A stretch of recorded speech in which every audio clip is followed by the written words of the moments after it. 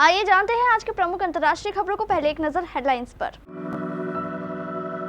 Italy में किस जाति के हैं ज्यादा लोग, जहां अपनी तीसरी सरकार में पहली बार जा रहे हैं पीएम मोदी। अरुणाचल के मुख्यमंत्री पेमा खांडू ने लिया शपथ ग्रहण। सीएम चंद्रबाबू नायडू ने वेंकटेश्वर स्वामी मंदिर में टेका माथा, कहा तिरुपति तिरुमाला से खत्म करेंगे भ्रष्टाचार। हिमाचल प्रदेश सरकार का यू टर्न, कोर्ट में कहा दिल्ली सरकार को देने के लिए अतिरिक्त पानी नहीं। पंच तत्व में विलीन हुआ शहीद कबीर दास का पार्थिव शरीर। यूक्रेन ने तबाह कर दिए रूस के S-400 मिसाइल सिस्टम, भारत के लिए भी बुरी खबर। फिलिस्तीन के समर्थक में बोला धावा, लाल सागर में जहाज पर हुए हमले को लेकर ईरान समर्थित हूती का दावा। सोना हुआ सस्ता, चांदी के दाम में भी गिरावट।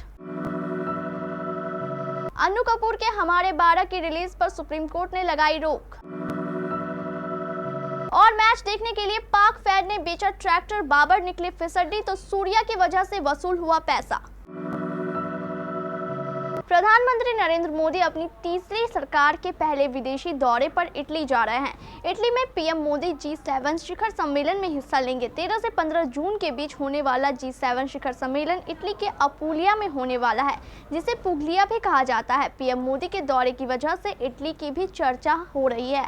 वैसे इटली अपने फेमस चर्च और रोम की खास इमारतों को लेकर फेमस है और यहाँ का कैथलिक कल्चर भी लोगों को काफी पसंद आता है। Independent centre for studies of new religions की ओर से साल 2021 में जारी की गई एक रिपोर्ट के हिसाब से इटली में 74.5% लोग कैथलिक हैं, जिसमें इटली के निवासी और विदेशी शामिल है। इसके अलावा 15.3% लोग वे हैं जो एथिस्ट है, यानी वो किसी भी भगवान में विश्वास नहीं रखते हैं। इसके अलावा 4.1% नॉन कैथलिक ईसाई है। ऐसे में कहा जा सकता है कि यहाँ करीब 80% आबादी ईसाई धर्म को मानने वाली है।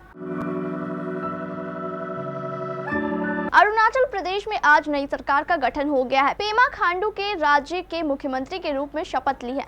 पेमा खांडू ने राज्य के मुख्यमंत्री के रूप में शपथ ली है। वहीं भाजपा के वरिष्ठ नेता चाउना मीन उप मुख्यमंत्री बनाए गए हैं। गुरुवार को कुल 11 विधायकों को मंत्री पद की शपथ दिलाई गई है। देश में लोकसभा चुनावों के साथ 4 राज्यों में विधानसभा के भी चुनाव हुए थे। 60 सदस्यीय अरुणाचल प्रदेश विधानसभा के लिए 19 अप्रैल को मतदान कराया गया था। 4 जून को विधानसभा चुनाव के नतीजे आए, जिसमें भाजपा ने 46 सीटें जीती। हालांकि मतगणना से पहले ही 10 सीटों पर भाजपा के उम्मीदवार निर्विरोध चुन लिए गए थे। निर्विरोध चुने जाने में राज्य के मुख्यमंत्री और उप मुख्यमंत्री भी शामिल थे। नतीजों के बाद अब नई सरकार का शपथ ग्रहण हुआ है और पेमा खांडू ने एक बार फिर राज्य की कमान संभाल ली है।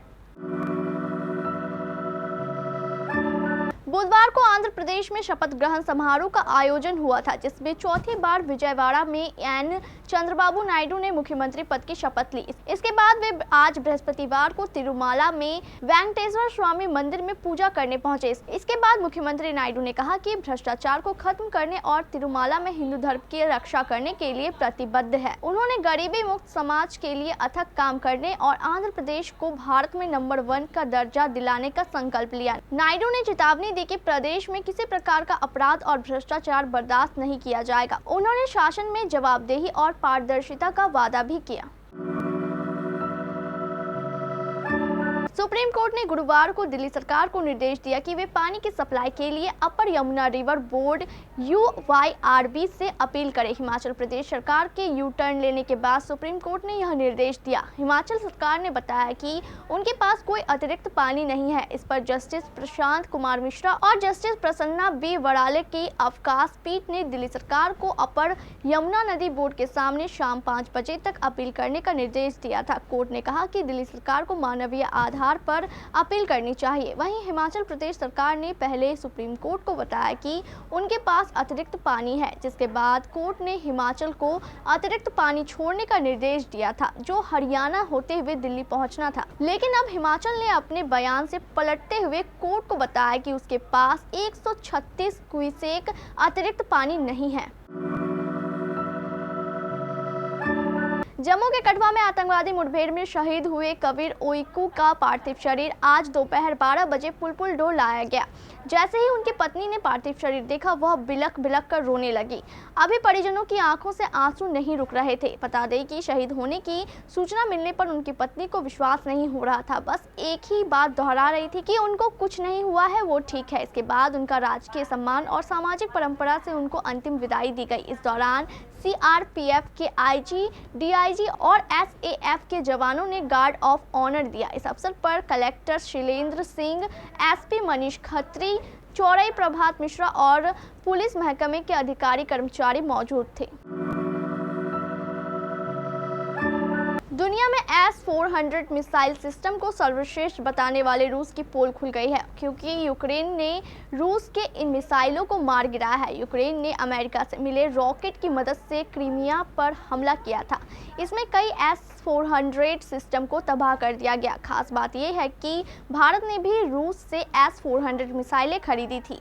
फोर्ब्स की रिपोर्ट में कहा गया है कि यूक्रेन की सेना ने मई में 10 आर्मी टेक्निकल मिसाइल सिस्टम यानी ATACMS रॉकेट से क्रीमिया पर हमला किया था। इसमें रूस के S-400 सिस्टम के 2 लॉन्चर और एक रडार तबाह हो गया।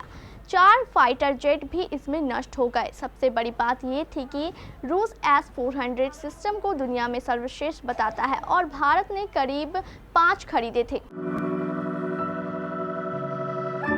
बुधवार को विद्रोहियों ने कहा कि उन्होंने नौसेना के ड्रोन, हवाई ड्रोन और बैलिस्टिक मिसाइलों का उपयोग करके लाल सागर में ट्विटर जहाज को निशाना बनाकर सैन्य अभियान चलाया था। समुद्री सुरक्षा फर्म एम्ब्रेक ने जानकारी दी कि जहाज पर विद्रोहियों के कब्जे वाले बंदरगाह शहर होदेदा से 68 समुद्री मील दक्षिण पश्चिम में हमला हुआ। सना से सरकार को 2014 में हटा दिया गया। इसके बाद सऊदी नेतृत्व वाले गठबंधन के साथ हूती ने नवंबर से लाल सागर और अदन की खाड़ी में जहाज़ों पर कई ड्रोन और मिसाइल हमले किए हैं। उन्होंने कहा कि वे गाजा पट्टी में इजराइल हमास युद्ध के दौरान फिलिस्तीनियों के समर्थन में महत्वपूर्ण व्यापार मार्ग को परेशान कर रहे हैं। Indian Boolean and jewellers association के मुताबिक गुरुवार 13 जून 2024 को सोने और चांदी के प्राइस में गिरावट देखने को मिली है। मार्केट खुलने के साथ ही सोने के प्राइस में आज 664 रुपए की गिरावट दर्ज की गई है। बीते दिन 12 जून को गोल्ड प्राइस 71,970 था, जो गिरावट के साथ 71,336 रुपए तक आ गया है। सोने के रेट के साथ साथ चांदी के दाम भी कम हुए हैं। चांदी के रेट में आज 2125 रुपए की गिरावट दर्ज की गई है। इसी के साथ आज चांदी का मार्केट रेट 78,192 रुपए है। शुक्रवार की सुबह कमोडिटी बाजार में हाहाकार मचा है। यहाँ गोल्ड और चांदी के रेट में काफी गिरावट देखने को मिली। बात गोल्ड की करें तो आज गोल्ड MCX यानी मल्टी कमोडिटी एक्सचेंज पर 400 से ज्यादा के गिरावट के साथ खुला। वहीं चांदी के दाम में 2000 रुपए की गिरावट देखने को मिली। भारतीय कमोडिटी बाजार की बात करें तो आज गोल्ड प्राइस काफी गिरावट के साथ यानी 71,336 पर पहुंच गया है। कल मार्केट बंद होने तक यह 71,970 रुपए था। वहीं चांदी के दाम में भी गिरावट आई है। सुप्रीम कोर्ट ने अन्नू कपूर की फिल्म हमारे बारात की रिलीज पर गुरुवार को रोक लगा दी। ये फिल्म 14 जून को रिलीज होनी थी। कोर्ट ने फिल्म पर इस्लामी आस्था और विवाहित मुस्लिम महिलाओं का अपमान करने के आरोपों पर एक्शन लेते हुए इस फिल्म की रिलीज पर रोक लगा दी। जस्टिस विक्रमनाथ और संदीप मेहता की अवकाशकालीन पीठ ने याचिकाकर्ता अजहर बासा तबमोली की ओर से पेश हुई वकील फौजिया शकील की दलीलों पर विचार करते हुए बम्बई उच्च न्यायालय से याचिका पर जल्द से जल्द फैसला लेने को कहा।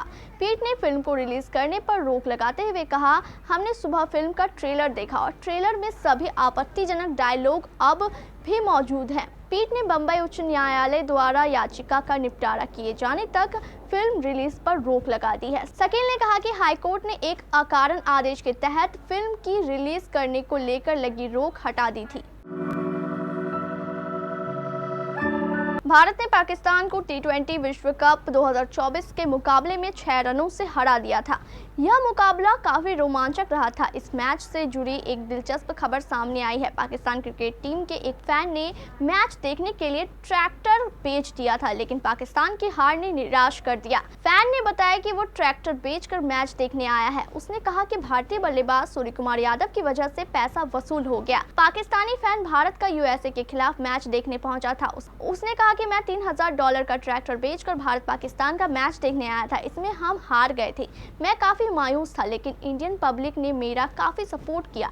इतने सारे मैसेज आए, इसलिए मुझे लगा कि आज इंडिया को सपोर्ट करना चाहिए। मैं ट्रैक्टर बेचकर बाबर का मैच देखने आया था, लेकिन आज सूर्या ने मेरा दिल जीत लिया। बहुत मजा आया। ट्रैक्टर के पैसे इंडिया ने वसूल करवा दिए।